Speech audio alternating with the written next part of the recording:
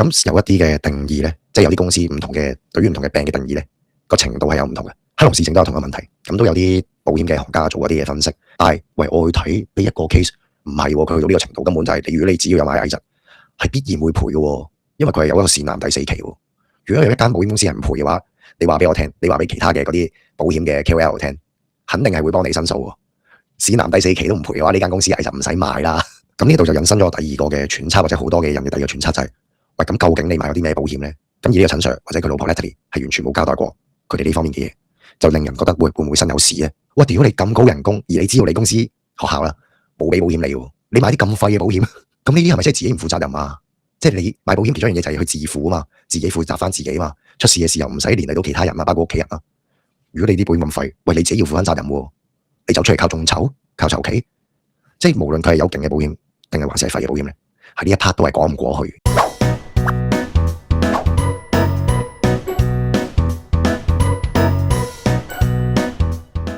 大家好，我係智慧啊，香港保險 YouTuber 第一人。今日就想講單花生嘢啦，尤其是喺 Flash 嗰邊嗰個嘅流量係好高嘅，好似嗰啲主 post 係過百萬嘅流量，非常誇張。咁就係咧，話說咧就係有一對夫婦咧，咁其實個老公啦就本身做一個教師，體育嘅教師咁樣，叫陳 Sir 係啦，陳 Sir 咁啊。過去呢半年咧，就不幸就有一連串嘅病，咁甚至最近已經確診埋癌症啦，末期癌症咁樣。咁佢就老婆救夫心切，想去醫翻好老公，咁就咧去出 post 出啲眾籌 post，嘗試去籌錢去醫，幫個老公去醫翻好啦，即係搏一搏咁樣啦。其實第四期都好難救啊，咁但係點都想搏，就出咗啲眾籌 post，點知出咗之後24小時內咧，就已經係大逆轉。喺網上俾人屌到飛起，咁究竟呢單係咩嚟嘅咧？嚇，點解佢會俾人屌到飛起嘅咧？而網民又好啦，或者其他人屌得有冇理咧？咁啊，今日就講下呢一單嘅花生啦。咁我做啲懶人包俾大家聽。咁好快講一講呢單驗信事件嘅成個背景先啦。話說就係咧，有一名咧已經係40歲嘅中學體育老師，好似係教高雷啊，高雷中學。高雷係咩啊？係咪觀塘嘅武術嘅學校啊嘛？即係佢成日打交啊嘛？高雷嗰陣時係如果係分5個 band 定高雷應該係第4定 band 4、band 5嗰啲嚟噶嘛？成日都打交好大鑊嗰啲嘢係啦。咁啊教高雷嘅體育老師有陳 Sir， 我懷疑佢可能本身都係有啲名氣嘅人嚟嘅，因為見佢哋啲 IG follow 都有幾千咁樣。咁佢啱嗰年咧，去年咧就做一個新手爸爸。點知今年2月底咧就確診咗第4期嘅腺癌，咁就喺呢幾個月內咧就暴瘦咗55磅咁多。然後佢嘅太太咧叫 Natalie 咧就喺3月11號咧就喺社交平台度啦，我諗佢自己 IG 啊或者仲有多啲平台，同埋啲新手媽媽嘅群組啦，因為其實佢哋啱啱舊年先做咗爸爸媽媽啊嘛，咁都係新手爸爸媽媽，咁就喺嗰啲 group 度咧去發帖咧就去講話而家丈夫嘅病情咧就好大鑊啦。咁然後佢嘅有薪假期咧就5月就完結，因為佢上年已經開始請病假。然後咧醫療費用好高昂，因為佢開始要食嗰啲標靶藥，咁標靶藥嗰啲可以係講緊一個月食嘅幾萬甚至過10萬噶嘛，亦都需要照顧新嘅 BB 啦。希望咧就去募捐，然後咧就可以等咧丈夫咧有一個好啲嘅治療啦，轉去私家醫院嗰度醫。咁佢之前一路都喺公立嗰邊醫啦，主要。咁然後個貼文咧就好感人嘅，咁所以咧。就都令到好多人咧去相信佢哋，所以幫佢哋，甚至有啲藝人轉發咗去支持嘅。以我所知，轉發咗藝人應該係咪張繼聰？係 Coffee 就好似冇轉載，但係佢就好似有自己有捐嘅。咁有好多群組都可能嗰一下受感動就去幫佢啦。然後啲群組入邊亦都有即係啲新手媽媽咁樣，亦都有啲人去發起募捐咁樣，都捐咗唔少錢俾呢兩公婆啦。係啊，咁啊，同埋甚至有啲人捐物資啊、衫褲啊成咁樣。咁我哋而家第一就係成個背景就係咁樣啦。咁不如我哋去睇一睇咧，阿 Natalie 啊，佢呢個咁感人嘅眾籌 post 究竟係點嘅咧？即係 Natalie 佢哋有 post 噶啦。咁但係我哋睇一睇啦，之前俾人 cap 咗 screen 出嚟嘅，就係阿 Natalie 去開咗啲世界 post 啊、IG 嗰度啊，或者 Facebook 嗰度都可能有啦。咁佢係講咩嘅咧？咁啲人讚佢個 storytelling 好勁。即係令到個故仔好 convincing。咁首先就係佢一張相啦，呢個就係嗰個陳 Sir，即係病重嗰個陳 Sir， 咁啊見到佢瘦咗好多啦。呢個就係佢太太啦 Natalie， 呢個就係佢個 BB 啦，9個月啫喎，係嘛？即係1歲都未夠。咁佢就去講，我唔全部讀晒啦。佢大概就係話即係好沉重心情啦，就確診咗患上咗腺癌，係第4期擴散階段。其實去到呢咁嘅位，腺癌本身都係一個比較難醫嘅癌症嚟。咁最第4期其實應該係5年嘅生存機率係好低嘅啦，即係就算去醫都可能係嘥少少時間咁樣咯。咁對佢哋一家嚟講咧，係極沉重嘅打擊啦。其實佢之前咧個老公咧已經係經歷咗好多嘅身體問題嘅。即係咁，佢啱啱呢個月先去確診呢一個第4期，但係其實之前已經搏鬥咗幾個月，就係因為咧佢有一次去咩帶隊之後咧憂鬱啊，係咪休克啊？點咪憂鬱，跟住送咗去急症啦，佢發現佢咧有一系列嘅問題，跟住後尾確診咗咧係個咩克隆氏症啊，克隆氏症應該就係一啲腸嘅問題，如果冇記錯係腸嘅問題，咁但係搞咗好耐用藥咧都冇咩好轉，咁嗰陣時應該一路都喺公立嗰邊醫。然後就 keep 住係有一啲內臟嘅問題啦，尤其是係小腸、大腸嘅發炎等等嘅問題。克隆氏症你 search 係咩嘅病咧？好似印象中就係反覆嘅腸道嘅發炎、潰爛嗰啲嘅問題嚟嘅。咁佢就諗住做完啲手術之後應該會好返，點知咧就反而仲大鑊，就發現原來係有埋 cancer 添，係啦。咁但係佢之前因為呢個咁嚴重嘅身體問題啦，克隆氏症都係危疾嘅一種嚟嘅，基本上。咁就11月開始已經係放病假，冇返學噶啦，就有薪假期。但係有薪假期其實佢哋唔可以攞好耐，半年嘅喎，係嘛？可以半年就完。咁應該之後應該都仲係有得攞噶嘛？但係可能係有個 percentage 啫，即係可能攞唔足100%，可能淨係攞7成8成咁啊，咁上下啩我估。咁我唔知係咪 perm 定係 contract 啦，但係 kind of 係有機會有影響啦，只有攞嘅人工佢就咁樣，咁然後佢喺過去半年佢都已經話用咗好大龐大醫療費用，咁呢個我就唔係好明。如果佢係住公立嘅話，應該貴極有限啦，因為公立始終佢好多費用都會幫你頂咗先，咁佢話嚟緊先轉去私家醫院嘅，咁所以我唔係好清楚佢嗰個龐大醫療費用係細咗喺邊咯。咁但係佢就話保險公司嗰邊嘅條款限制咧就未能夠全數退還，全數退還嘅意思應該就係講賠錢。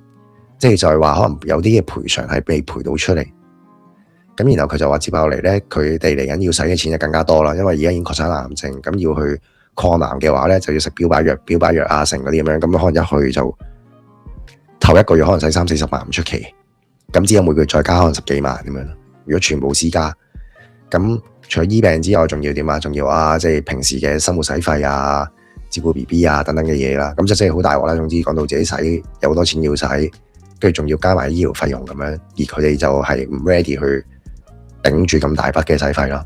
咁就講埋老公個情況啦，體重暴跌啊，就算意志強大到大嘅身體好虛弱啊。其中一樣嘅大家要知嘅就係咧，癌症病人佢哋其中一個困難就係冇磅數去俾佢打藥。如果你嘅體重暴跌都好緊要咧，你 keep 唔翻個體重咧，你係唔可以打嗰啲藥嘅。打嗰啲藥其實係會消耗咗你啲體重嘅。咁所以好多嘅癌症病人，因為佢一嚟個胃口又差啦，佢個體重暴跌咧，佢係可能係妨礙咗佢嘅治療，係唔可以再打藥落去。咁所以 keep 到個體重都係好緊要。而佢咁樣暴跌係可能會影響咗佢之後去救自己嗰樣嘢。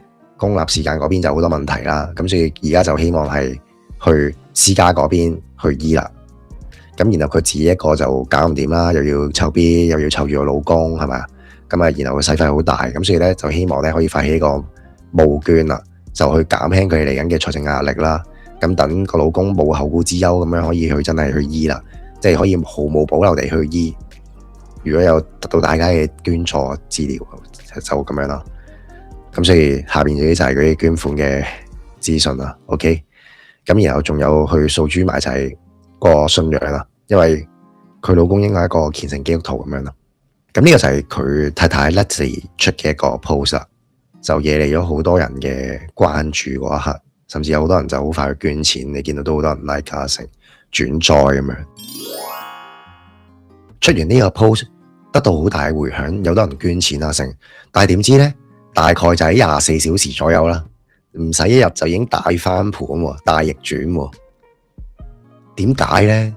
就因為咧，喂，第二日啲人即係見到佢咁慘喎成喎，咁佢即係去了解下佢哋成個家庭 background 係點啦，係咪即係咁大鑊啦？跟住甚至有啲人識佢啊嘛，就發覺喂唔係喎，睇一睇下 Natalie， 因為喺 Natalie 開咗世界 post 嘛，咁佢有好多係公開噶啦。喂唔係喎 Natalie， 佢嗰個自己個 IG， 哇超多嗰啲咩名牌相啊，佢揸住啲袋全部都係，喂好多人一世人都未必會孭一個喎，係咪 Hermes 啊，即係 Hermes 啊 ，OK，Hermes 啊 ，LV 啊 ，Dior 啊，跟住有啲首飾勁多超貴首飾啊 Cartier 啊。然後有嗰啲唔識讀啲牌子有 VCA 係咪？即係嗰啲咁樣，可能講緊幾萬甚至係幾十萬嘅首飾，我等會俾你睇。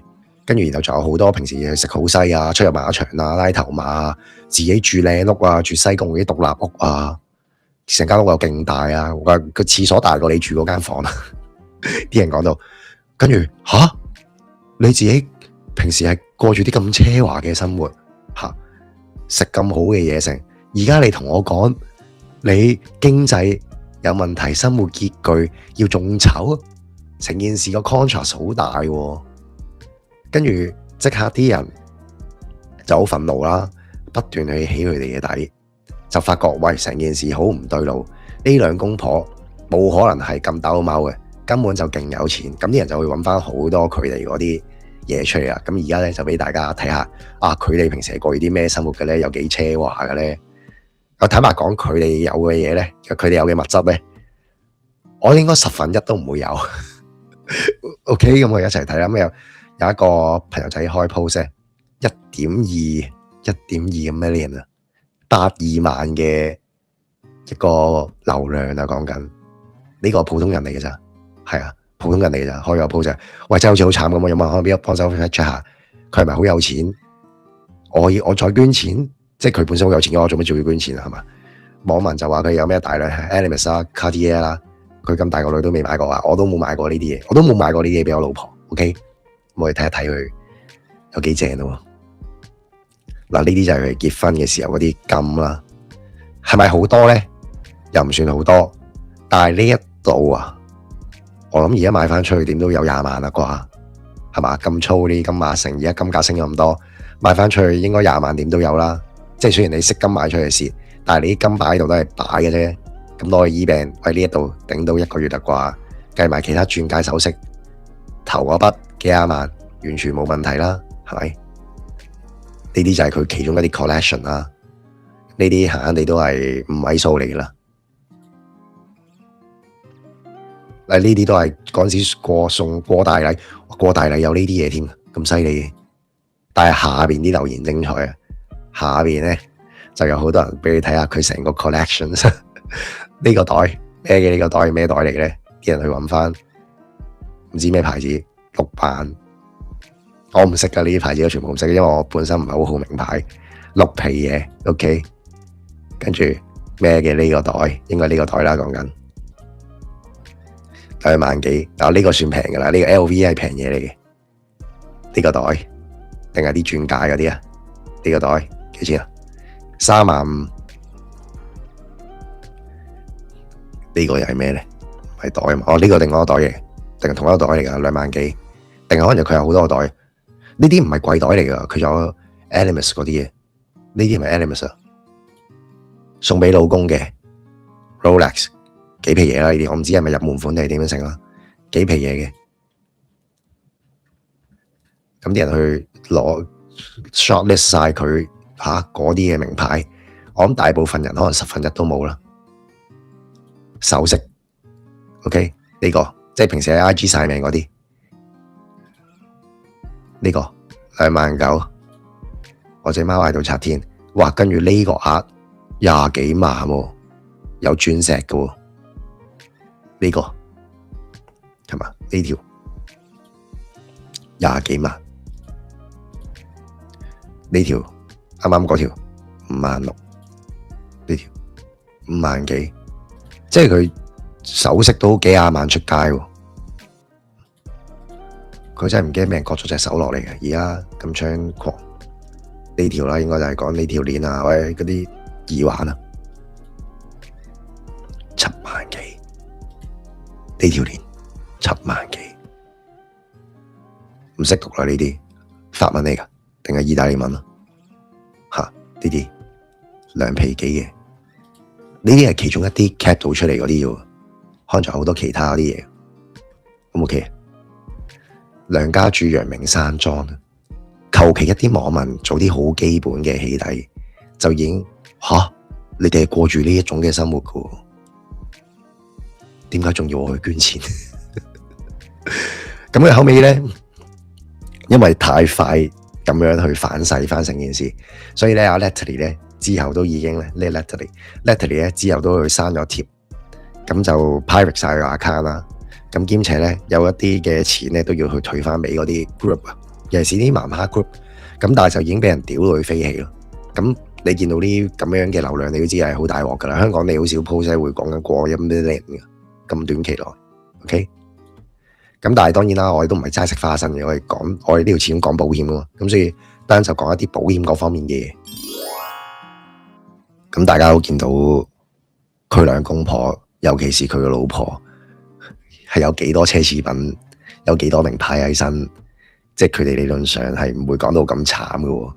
因為其實佢都係啱啱先確診佢癌症，佢唔係已經醫咗段時間，而佢之前醫個克隆氏症理論上唔會使佢好多錢，因為主要都係喺公立嗰邊醫，你公立俾嘅錢係有限錢嚟嘅啫，所以咧係睇唔到佢點樣已經燒咗佢好多錢，燒晒佢啲錢。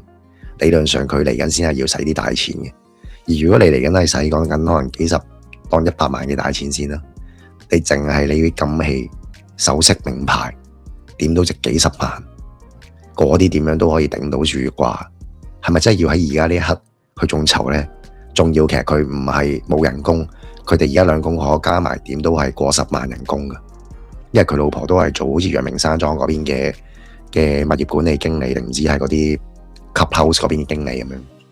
佢哋個 BB 嘅8日宴係喺陽明山莊度擺嘅，好多人去嘅。同埋因為佢娘家都係好似係住嗰頭，定係住即係都係啲半山啊有錢人嚟。咁所以你係睇唔到佢有呢種咁嘅需要，同埋啲錢係冇可能已經使到咁嘅。咁而佢其中一個 mention 到嘅問題，有機會構成錢嘅問題，就係佢話個保險係未賠足晒出嚟，或者未賠到啊嘛。咁係咪真係未賠到咧？咁呢一度我就要去睇下呢單嘢嘅病，同埋喺保險嗰邊係點樣 cater 咯。咁佢呢啲 case 一定係講緊危疾嘅 case 啦，即係唔係普通嘅病，危疾嘅 case。之前11月中嗰樣嘢就叫克隆氏嘅症，克隆氏症係腸嘅問題。咁其實咧，如果你買最舊式嘅危疾，即係可能得30幾40種病咧嘅時間咧，係未必有包到呢個病嘅。我印象中好似如果最早期嘅危疾未必有包呢個病。咁我唔知佢買咗邊一種嘅危疾啦。咁所以咧，喺嗰一刻咧係有機會咧，如果佢買舊式危疾咧係冇包呢一樣嘢嘅。咁如果佢就算買新式嘅危疾咧，可能包到100種、200種嘅病嗰啲咧，咁係有包呢個病噶啦。即係我哋後期學多咗好多新嘅病名，因為啲新嘅危疾咧多咗好多奇怪，根本大家聽都冇聽過嘅病啊。咁有一啲嘅定義咧，即係有啲公司唔同嘅，對於唔同嘅病嘅定義咧，個程度係有唔同嘅。即係包括癌症，以前都有好大分嘅，有啲係第1期嘅賠，有啲要去到第3期。甚至係去到擴散咁樣，你先會賠。克隆氏症都有同一個問題，咁都有啲保險嘅行家做嗰啲嘢分析，就話如果你買邊幾間咧，佢有機會係未賠到嘅。咁有一啲就鬆啲，有啲緊啲。但係喂，我去睇呢一個 case，唔係佢去到呢個程度，根本就係你如果你只要有買危疾，係必然會賠嘅，因為佢係有一個腺癌第4期。如果有一間保險公司係唔賠嘅話，你話俾我聽，你話俾其他嘅嗰啲保險嘅 KOL 聽，肯定係會幫你申訴。腺癌第4期都唔賠嘅話，呢間公司係就唔使賣啦，係咪先？而係佢咧，佢呢兩公婆咧係冇交代過，佢哋究竟係有買咩保險，邊間公司買咗幾大，完全冇交代過。因為以我理解，佢去到呢個 stage，你買乜嘢嘅危疾保險，新定舊都好，一定會賠。唔賠嘅話，我幫你另外開條片屌柒呢間公司，搞到佢啲危疾唔使賣，冇問題。OK，咁即使咧唔係呢個癌症嘅定義都好咧，其實危疾佢可能喺嗰一刻唔賠，唔等於永遠都唔賠嘅。如果佢嗰個克隆氏症係嚴重到一個 stage， 喺呢個阿陳 Sir 咧係唔能夠獨立生活嘅，佢係要人去照顧佢嘅日常起居飲食啊各方面嘅問題，又或者呢個病根本已經係有2個或以上嘅主診醫生咧係可以判定佢嘅生存期少過12個月，即係去到咁嚴重嘅情況，咁嘅話都會有一啲危疾嘅嗰啲叫做安全網啊，不能獨立生活或者係末期疾病呢2個 terms 去用得到嘅。甚至我衰啲講句就係，喂，你好多危疾，佢其實可能係有個人壽保險喺底嘅，真係有乜事走咗嘅話，佢都可能係可以當死亡賠償咁賠。咁所以佢話佢份保險賠唔到或者冇賠足咧，我覺得呢一度已經係好值得去 challenge。我覺得你去到善林第4期，保險公司一定會賠，係爭在你之前嗰個克隆氏症 Creutzfeldt 好似係咁上下嘅讀法，嗰個病未賠到嘅，而家你一定會賠。咁所以你唔好講到你自己真係好似咁冇錢啊，保險又賠唔到啊，成啊變咗個保險苦主咁樣。呢個第一個理解。咁呢度就引申咗第2個嘅揣測，或者好多嘅人嘅第2個揣測就係，喂，咁究竟你買咗啲咩保險呢？即係保險嗰邊其實正常講，如果我哋普通人中咗個危疾，有個大病，咁大家第一件事都係問，喂，保險有冇買啊？有買咗幾大啊？公司有冇保險啊？咁啊，做教師係慘啲嘅。做教師咧，就好多學校係冇幫啲教書嘅啲教師咧買保險嘅，即係教師福利係唔錯，但係咧就係大部分都係冇 group medical 嘅，咁就要靠佢自己買。咁而教師咧，佢哋好多時咧係有一啲特別嘅計劃可以去 join 嘅，有啲保險公司咧會專門 sell 一啲 package 俾啲教師去買，即係醫療保險啊、意外保險啊，各方面嘅保險都有嘅。咁但係當然你擺喺度，即係擺喺度俾你睇到啲背書話同你買2樣嘢啦。咁而呢個陳 Sir 或者佢老婆 Natalie 係完全冇交代過佢哋呢方面嘅嘢，就令人覺得會唔會身有屎咧？身有屎嘅可能性有2種。第一就係其實佢根本就有啲好勁嘅保險，即係舉個例，屌你根本有份高端醫療保險，你根本呢啲全部醫療使費係 100% reimburse 到嘅，你最多俾頭嗰幾萬蚊嘅墊底費嘅啫。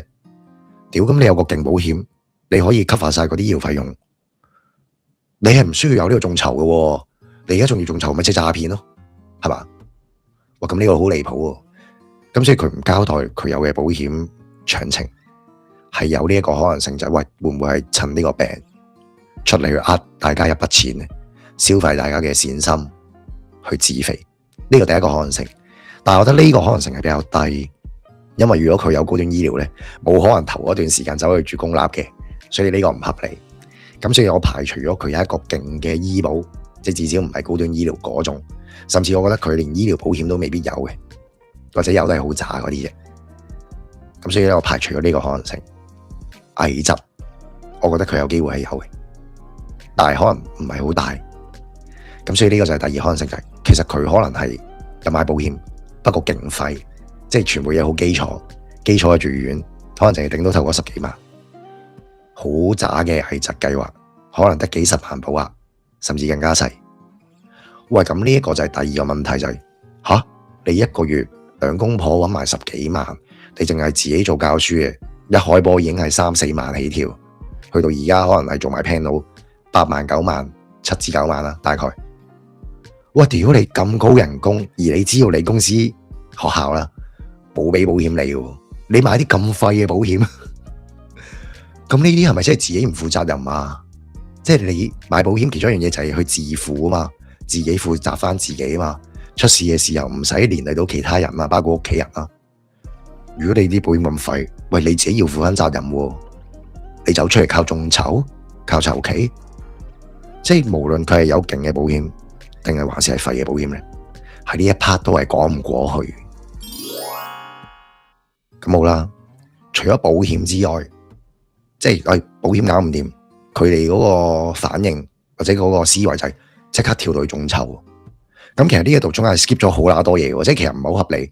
你就算嗰個人患咗身患重病都乜都好，佢冇保險，其實佢仲有好多嘢可以做噶嘛。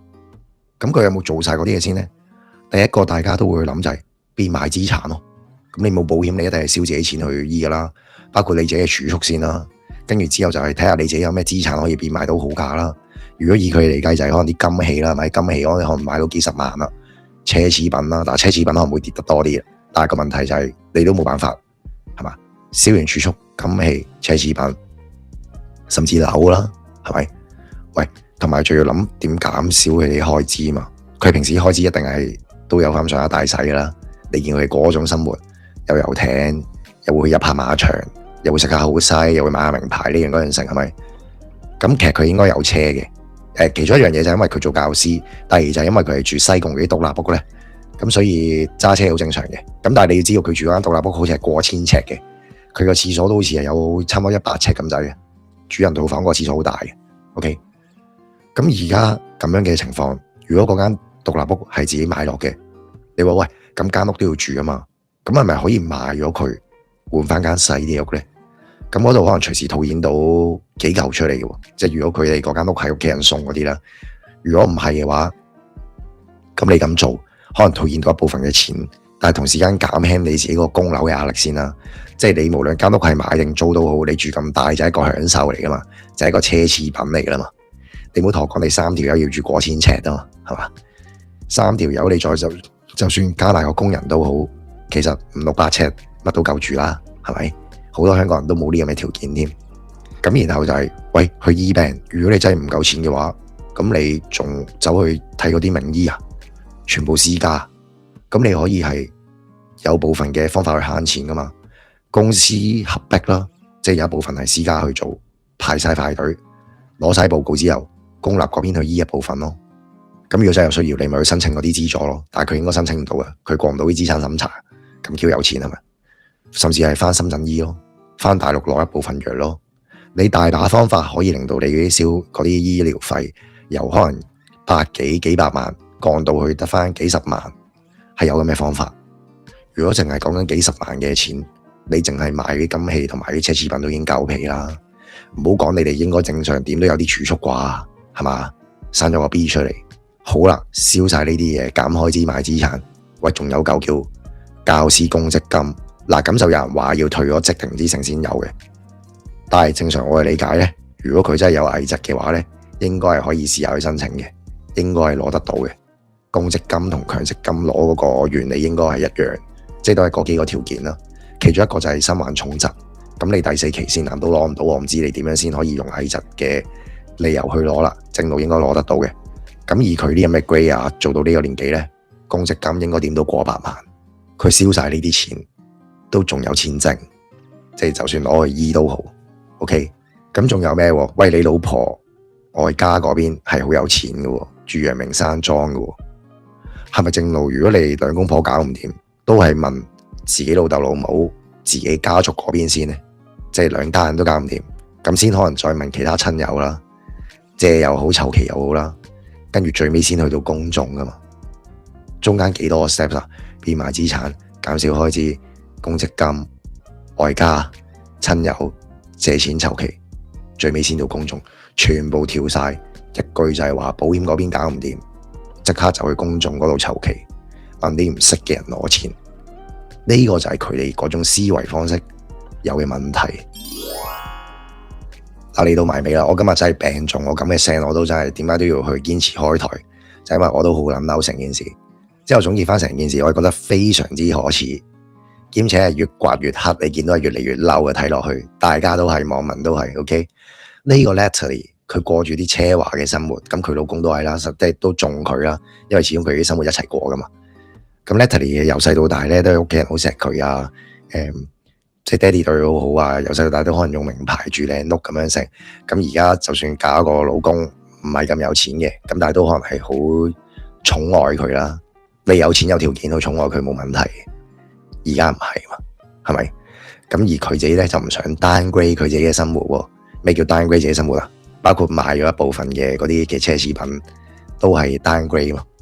By the way 就係佢老公咧有出嚟抗辯過，就係話 Natalie 嗰啲嘅咁嘅奢侈品咧好多係假嘢嚟嘅咋，話喺深圳嗰啲 A 貨定性咁樣啦。咁啊信不信由你啦，可能有一部分係嘅，但我就唔信全部都係咯。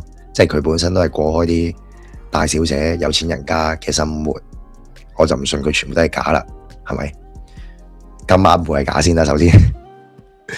咁咧呢個 Natalie 佢就唔想 downgrade 自己嘅生活，唔想變買啲奢侈品，就直接跳過晒去靠外家借親友，借錢都唔想借，攤大手板去消費公眾嘅善心，咁樣去籌期。呢件事真係非常之可恥。而有啲咧，即係佢因為有貼到喺啲媽媽 group 度，有啲媽媽 group 嗰啲人咧，哇！即係其實你知好多媽媽咧，尤其是生完 BB 之後咧，愛心爆棚，哇！見到佢真係好慘喎，老公啊咁重病，啱啱生咗個 B， 而家自己媽媽一腳踢咁樣，就即刻就走去幫佢籌期啦。咁啊，12個媽媽夾咗7000幾蚊出嚟，後尾知道真相之後，真係嬲到想報警，即刻就去屌柒佢啦，叫佢退翻佢啲錢，退翻佢捐款啦。點解啊？因為有啲夾錢俾佢嘅媽媽，大佬首先就係成世人都未試過戴嗰啲咁嘅首飾，拎住一個咁樣嘅袋啦。有啲仲要係冇做嘢、無業嘅、冇收入嘅，根本就屋企都唔係真係咁富裕、咁鬆動。點知走去捐錢俾你，慘在係咩？俾人笑翻轉頭啊！屌，原來你就係有件傻西，其中一件傻西捐錢俾佢，係咪啊？咁呢個印象中佢最尾係有退翻一部分錢。即係呢啲媽媽 group 嗰啲有退翻嘅，係啦。咁但係同時間咧，其實呢個問題唔係淨係個 Natalie， 佢嗰個病重嘅丈夫陳 Sir 咧，自己都極有問題。